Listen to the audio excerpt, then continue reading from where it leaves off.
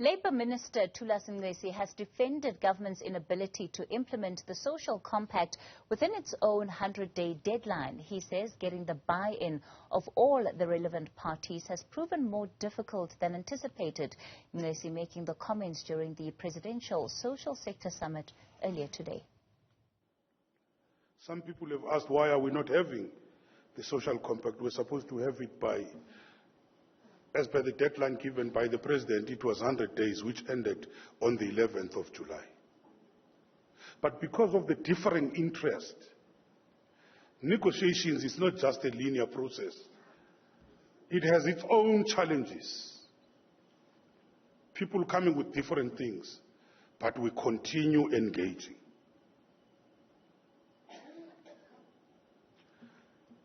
Our intention is to bring everybody on board. And remember, we're still fighting inside NETLEC. We have not yet involved people outside NETLEC. And for it to be successful, to be a compact of the whole society, even those forces which are outside NETLEC, they have to be on board. They must be consulted. But at some stage, if there's no agreement, government will govern. So it is therefore a process that requires parties to be willing to compromise and not mad or married to their positions. Well, let's take the conversation forward. The Social Development Minister, Lindiwe Zulu, joins us tonight. Minister Zulu, good evening. Thanks for your time. So what is the purpose then of this Social Sector Summit? Exactly what Minister Nxesi referred to, and a very good evening to you, Kathy, and thank you for giving us this opportunity. As he expressed it, that there are differences, people come with their very set agendas, and if you have to have a compact that is all-inclusive, you need to have the patience, you need to have the inclusivity, so that when all is said and done, when we have a compact, it's a compact that is acceptable to everyone, both by government and civil society. So this is where we are right now. But also I need to say that COVID-19 also put a spanner in the wheels, because even when the provincial facilitations by the Department of Social Development and the national development agencies, the provincial meetings that did take place, they ended up not being completed because of COVID-19. So we needed to go back again to ensuring that we start with the provincial engagements which were concluded. And now what we are having at the summit is not only just a document that's been put in front of people, it is a reflection of the roundtable discussions of the provincial summits that took place. When all is said and done, Kathy, the minister is right. We need to be able to put together a document also that's going to be acceptable to all, despite the different interests that play out when these discussions are going on.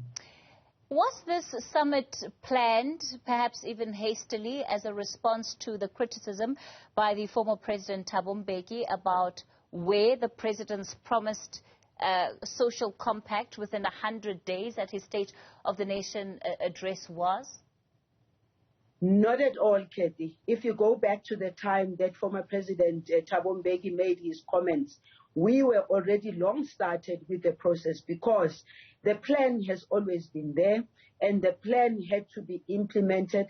And this summit has got absolutely nothing to do with anyone else's comments, either than the plan that was in place by the Department of Social Development, including the Department of Labour, with Minister Nxesi, and by the way, including the presidency itself. So we were not reacting to any comments that were made by anybody. This summit has been in plan because, by the way, Kathy, in order for us to have summits or any meeting, we need to plan for them, we need to budget for them. So this summit was budgeted for a long time ago, and also we even had to cut the budget because we had to cut the number of delegates that are here. They wanted to have almost more than 1,000 delegates, and according to our budget, we couldn't afford much more than that, because it is the government that has to carry the entire cost of this summit. Of course, Minister Zulu, there's also a great deal of criticism for the amounts of compacts, agreements, summits that are held, but in terms of the actual development or progress out of those summits, there doesn't seem to be very much. And of course, there's a question of how are these matters monitored beyond the actual meetings that you as government are hosting? Kathy, many of the civil society organizations, NPOs, that are actually participating here, let's not forget the fact that they are also being funded by this very government. So many of the NPOs that are on the ground, we as government spend 8.2 billion rands per year on NPOs and community-based organizations to make sure that they operate and they function. This is the amount of money that we spend every year. So that amount of money that we're spending, it is money that is supposed to be used by them in service of their communities, in addition to what government itself does. So as far as we are concerned, this summit is also good because it is also going to be able to address some of the issues that are being raised by the community-based organization in relation to resource mobilization, with regard to job transformation and job creation and capacity building. And also what I like in this one particularly, they came in with a plan of saying, you, Minister of Social Development and the Department of Social Development, you've got the National Development Agency, whose sole purpose is that of empowering your NPOs and your CBOs. We want you to continue doing the work that you are doing through the NDA, but we need much more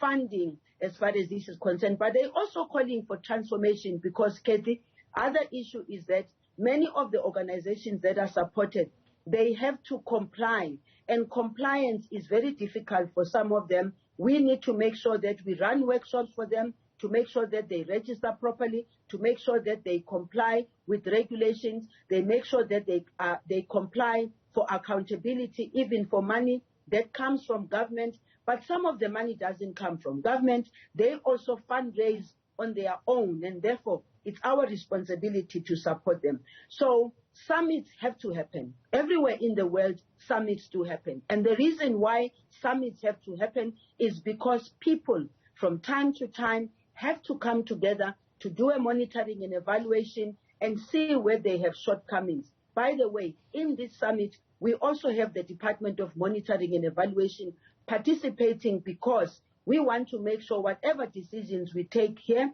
are going to be monitored from an implementation point of view.